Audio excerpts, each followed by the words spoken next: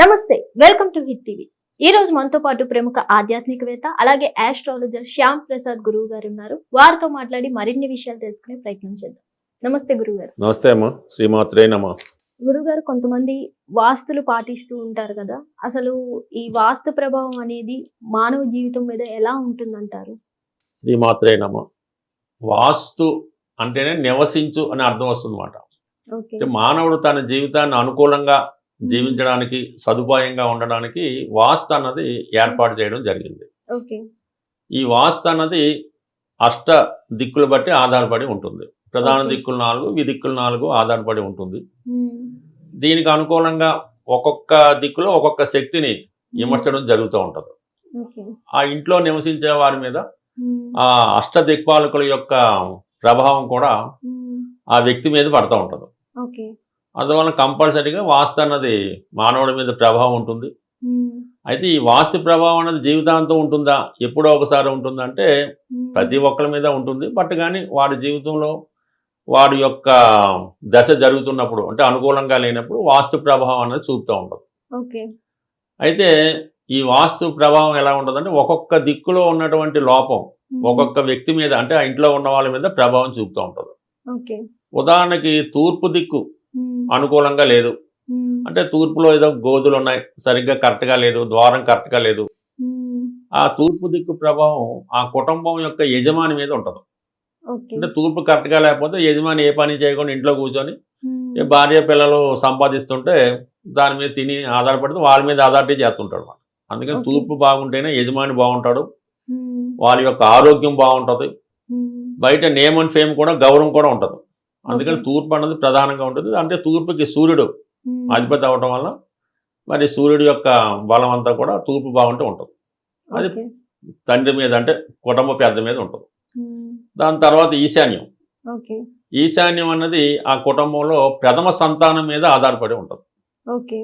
ఈశాన్యం కరెక్ట్గా లేకపోతే మ్మ్. అక్కడ ఏదన్నా దోషాలు, కొండలు, రాళ్ళు, మ్మ్. లేదంటే అక్కడ ఏదైనా టాయిలెట్స్ ఉంటే ఆ కుటుంబంలో పెద్ద సంతానం అన్నది ఇబ్బంది పడుతూ ఉంటాడు అన్నమాట. సరిగ్గా చదువు రాకపోవడం, ఓకే. నిరుద్యోగంగా ఉండడం, ఒకవేళ బాగా ఉంటే కుటుంబం నుంచి బయటకు వెళ్ళిపోయి ఎక్కడ విదేశంలో సెటిల్ అవ్వడం. ఓకే. ఈ విధంగా ఈశాన్య ప్రభావం అంతా కూడా ఫస్ట్ సంతానం మీద ఆధారపడి ఉంటుంది. అంటే గురువుగారు, ఈశాన్యం వైపు బరువు పెట్టకూడదు అంటే అంటారు బరువు కదా? ఉన్నా, మ్మ్. టాయిలెట్స్ ఉన్నా, మ్మ్. అక్కడ ఏమైనా కట్ అయి ఉన్నా మ్మ్. అనేక రకాల దోషాలు ఉంటాయి అన్నమాట. అంటే ఓకే. ఎప్పుడు కూడా ఇల్లు మన స్క్వేర్గాను ఉండాలి, రెక్టాంగిల్గానే ఉండాలి. ఏ మూల కట్ అవ్వకూడదు, మ్మ్. ఏ మూల పెరగకూడదు. ఓకే. అంటే ఒక మూల పెరిగితే ఇంకో మూల తగ్గిన ప్రభావం అది వస్తూ ఉంటుంది. అందుకని మ్మ్. ఇల్లు అనేది ప్లాన్ ప్రకారం రెక్టాంగిల్ కానీ స్క్వేర్ గానే ఉండాలి, ఏ దిక్కు పెరగకూడదు. ఓకే. ఇప్పుడు ఏదో పొరపాటు ఈశాన్యం కట్ అయింది అనుకున్నాం, మ్మ్. అది ప్రథమ సంతానం మీద ఇబ్బంది వస్తుంది. ఓకే. చాలా మంది చూడండి, ఇంట్లో పెద్ద అబ్బాయి పెద్దగా రాణించలేకపోతుంటాడు, చిన్న మ్మ్. అబ్బాయి బ్రహ్మాండంగా సెటిల్ అయిపోతుంటాడు. మ్మ్. అందువల్ల ఈశాన్యం కరెక్ట్గా ఉంటే పెద్ద సంతానం, ఇప్పుడు అమ్మాయిని అబ్బాయిని కూడా కాబట్టి మొదటి సంతానం మీద ప్రభావం ఉంటుంది. అదే ఓకే. ఆగ్నేయం, అంటే ఆగ్నేయంలో వంటగది ఉండాలి. మ్మ్. అక్కడ వంటగది లేకుండా ఏ టాయిలెట్లో, ఏ మ్మ్. బెడ్రూమో, లేదంటే ఇంకో గోతులో ఉంటే అది రెండవ సంతానం మీద ప్రభావం చూపుతుంటాం. ఓకే.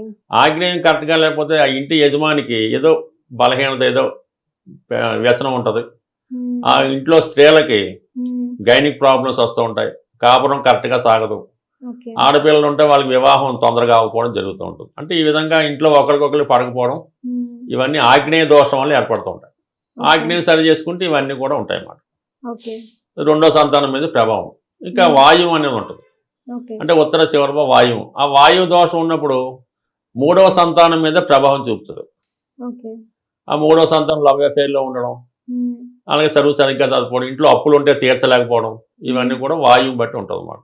అంటే ఓకే. వాయువులో మళ్ళీ ఏదైనా టాయిలెట్ ఉన్నా, మూసి ఉన్నా అది జరుగుతూ ఉంటుంది. మ్మ్. ఇక అన్నిటికన్నా ప్రమాదకరమైంది నైరుతి. ఓకే. ఈ నైరుతి కరెక్ట్గా లేనప్పుడు ఏంటంటే ఆ ఇంట్లో యాక్సిడెంట్లు జరుగుతూ ఉంటాయి. మ్మ్. అలాగే ఏంటంటే ఇంట్లో చాలా దుర్మార్గంగా ప్రవర్తిస్తూ ఉంటారు. ఈ ఓకే. విధంగా నైరుతి పాలైతే మాత్రం ఆ వంశమే అంతమైపోతూ ఉంటుంది. మ్మ్.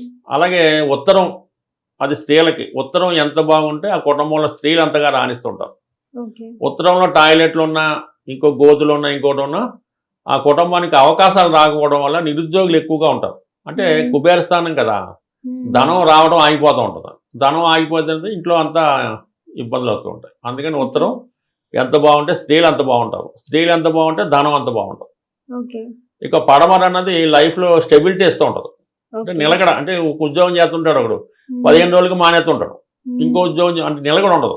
అంటే ఓకే. పడమర సరిగ్గా గోతులు కానీ ఉమ్, ఇబ్బందిగా ఉంటే అక్కడ ఏమైనా చెత్త చెదారం ఉన్నా కూడా ఉమ్, ఈ డస్ట్బిన్లో పెట్టేస్తుంటాం కదా, అవును. దానివల్ల ఏంటంటే నిలకడలేకపోతుంటాడు, ఉద్యోగం కరెక్ట్గా ఉండదు, ఓకే. మనీ సేవింగ్స్ ఉండవు, ఉమ్, దాచుకున్న డబ్బులు తరిగిపోతుంటాయి.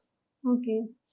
అలాగే దక్షిణం, ఉమ్, ఈ దక్షిణ భాగం కరెక్ట్గా లేకపోతే ఇంట్లో శుభకార్యాలు జరగకపోవడం, ఉమ్, అంటే 8 దిక్కులు ఉమ్, అందరి మీద కూడా ఏదో విధంగా ప్రభావం చూపుతుంటుంది కాబట్టి ఉమ్, ప్రధానంగా వాస్తు అన్నది 100% కరెక్ట్గా ఉంటే ఉమ్, ఇందులో అందరూ కూడా బాగుంటారు, ఉమ్, అందరికీ కరెక్ట్గా ఉండే అవకాశం ఉంది. కాబట్టి కంపల్సరీగా వాస్తు యొక్క ప్రభావం ఉమ్, ఆ కుటుంబంలో గృహం మీద ఉంటుంది.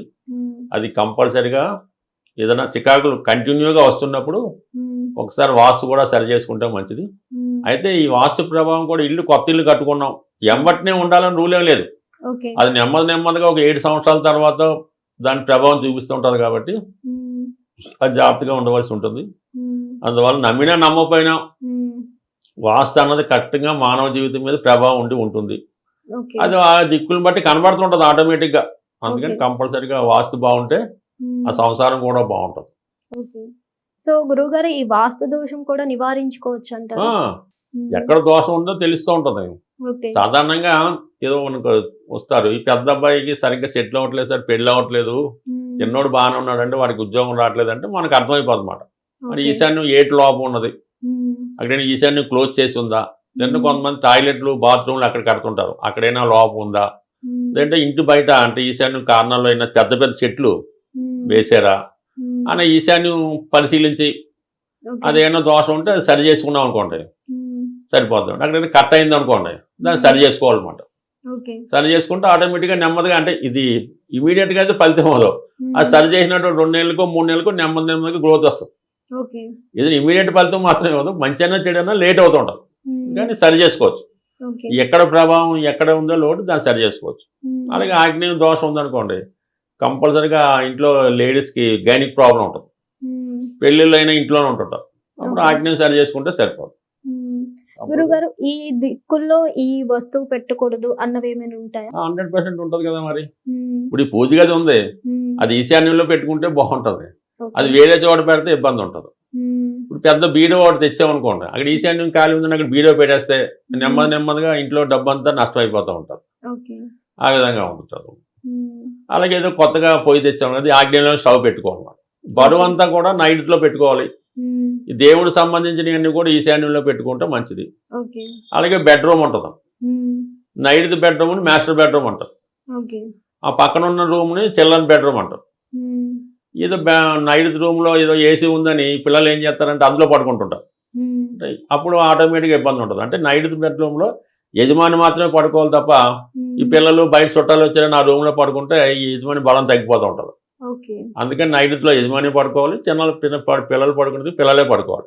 ఓకే. ఈ విధంగా పడుకోవడానికి కూడా తేడా ఉంటుంది. ఉమ్, ఈ బరువైన వస్తువులు పెద్ద పెద్ద మంచాలని నైట్లో పెడతా ఉండాలి. ఉమ్, ఈ విధంగా వస్తువులు కూడా ఎక్కడ పట్టి అక్కడ పెట్టుకోవాలి. ఉమ్, ఈ కొన్ని ఇంట్లో కొన్ని వస్తువులు ఏమైనా ఉంటే కొంత బయట పాడైపోయినాయి ఇరిగిపోయి ఉంటే బయట డిస్పోజ్ చేయాలి తప్ప దాయకూడదు, ఓకే. స్టోర్ చేయకూడదు ఏదన్నా, ఉమ్, అప్పుడే బాగుంటుంది.